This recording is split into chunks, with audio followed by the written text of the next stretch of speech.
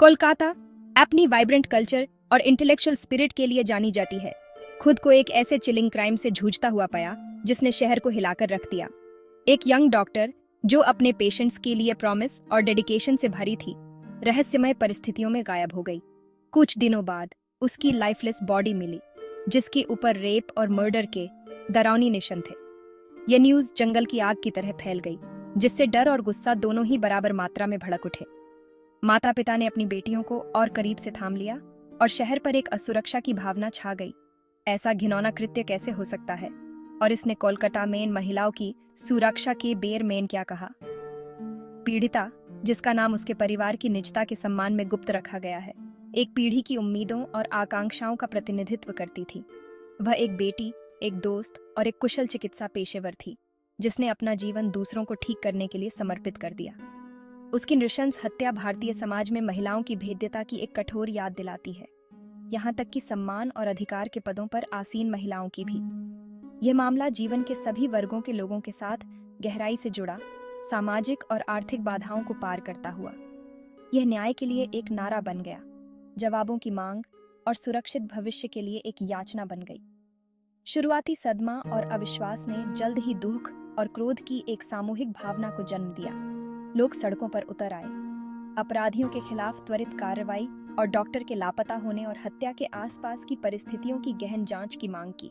इस मामले ने स्वास्थ्य सेवा पेशेवरों, खासकर महिलाओं द्वारा सामना किए जाने वाले खतरों को भी उजागर किया, जो अक्सर लंबे समय तक काम करती हैं और अलग थलग रहती हैं। इस त्रासदी ने महिलाओं की सुरक्षा, कठोर कानूनों की आवश्यकता और सभी नागरिकों के लिए एक सुरक्षित वातावरण सुनिश्चित करने के लिए अधिकारियों की जिम्मेदारी के बारे में एक राष्ट्रव्यापी बहस छेड़ दी। हत्या एक महत्वपूर्ण मोड़ बन गई, एक भयावह अनुस्मारक कि कोलकाता जैसे हलचल भरे महानगर में भी अंधेरा अप्रत्याशित कोनों में दुबक सकता है। इसने सुरक्षा के भ्रम को चकनाचूर कर दिया और एक शहर को महिलाओं के खिलाफ हिंसा की असहज वास्तविकता का सामना करने के लिए मजबूर कर दिया।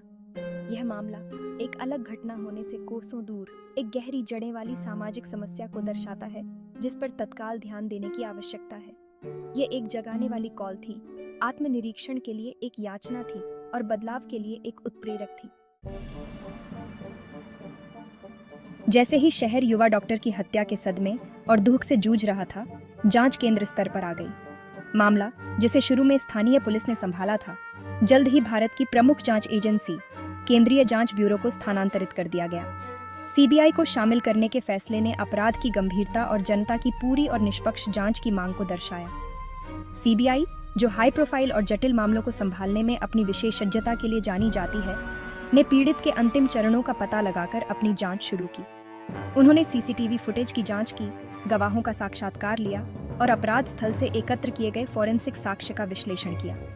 जैसे जैसे जांच आगे बढ़ी, एक साथी डॉक्टर डॉ संदीप घोष पर संदेह हुआ, जो पीड़ित से परिचित थे। डॉ घोष उसी अस्पताल के एक सम्मानित चिकित्सक थे जहां पीड़िता काम करती थी। अपने बयानों में विसंगतियों और पीड़िता के लापता होने के समय उसके कथित रूप से निकट होने के कारण जांच के घेरे में आ गए। सीबीआई ने उनसे उनके ठिकाने, पीड़ित के साथ उनके संबंधों और उनके द्वारा किए गए किसी भी संभावित उद्देश्य पर ध्यान केंद्रित करते हुए उनसे विस्तार से पूछताछ की।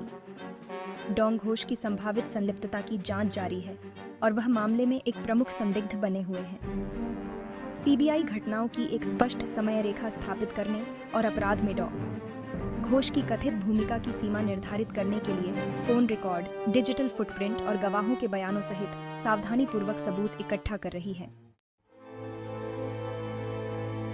युवा डॉक्टर की भयावह हत्या ने चिकित्सा समुदाय में सदमे की लहरें भेज दी, जिससे पूरे पेशे पर एक साया पड़ गया।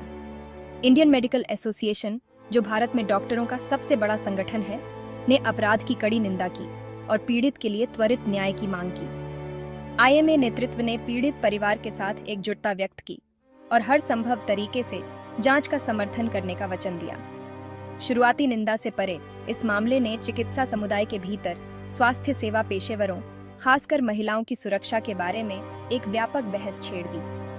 आईएमए ने डॉक्टरों की भेद्यता को स्वीकार किया, जो अक्सर लंबे समय तक काम करते हैं, अलग थलग सेटिंग्स में मरीजों की देखभाल करते हैं और असंतुष्ट मरीजों या उनके रिश्तेदारों से हिंसा के जोखिम का सामना करते हैं। आईएमए ने अस्पतालों और क्लिनिकों में सुरक्षा के बढ़े हुए उपायों की मांग की, जिसमें बेहतर प्रकाश व्यवस्था, सीसीटीवी निगरानी और प्रशिक्षित सुरक्षाकर्मी शामिल हैं। उन्होंने सरकार से स्वास्थ्य कर्मियों को हिंसा और धमकी से बचाने के लिए कड़े कानून बनाने का भी आग्रह किया।